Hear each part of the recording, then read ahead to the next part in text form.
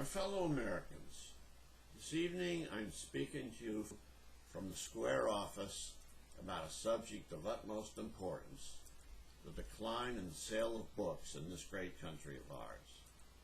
To this end, I have behind me the complete works of Abraham Lincoln. You just can't go wrong with Lincoln, unless, of course, you're Glenn Beck, who should stay the hell away from the Lincoln Memorial. Which brings me to an urgent public service announcement for all Tea Partiers and other conservative wingnuts.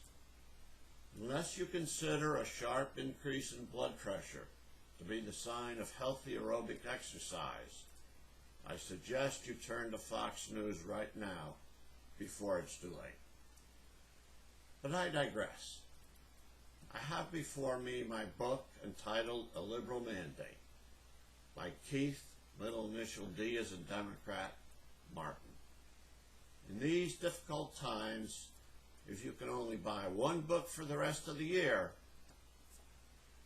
don't buy this one. Buy a biography of Lincoln or The Audacity of Hope by our current president right here.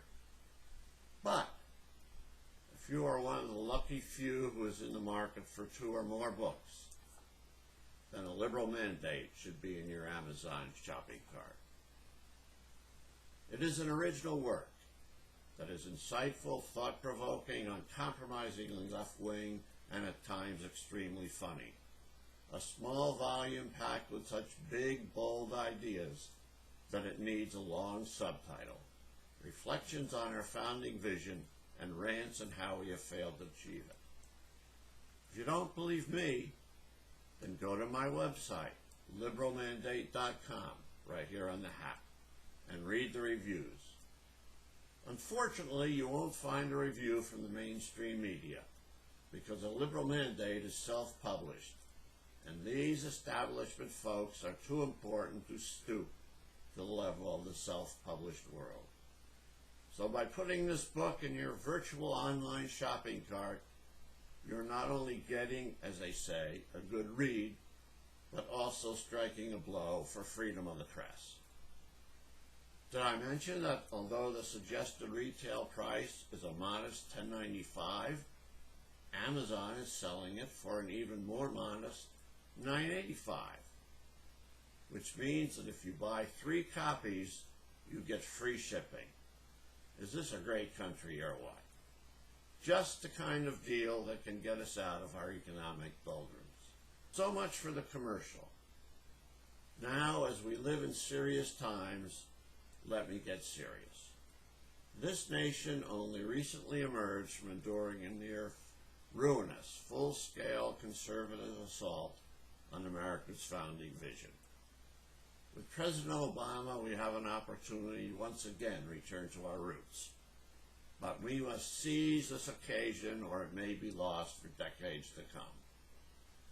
A Liberal Mandate argues that the vision handed down to us by our founding fathers through the Declaration of Independence and the preamble to the Constitution mandates a liberal approach to governance as we have understood it since the New Deal.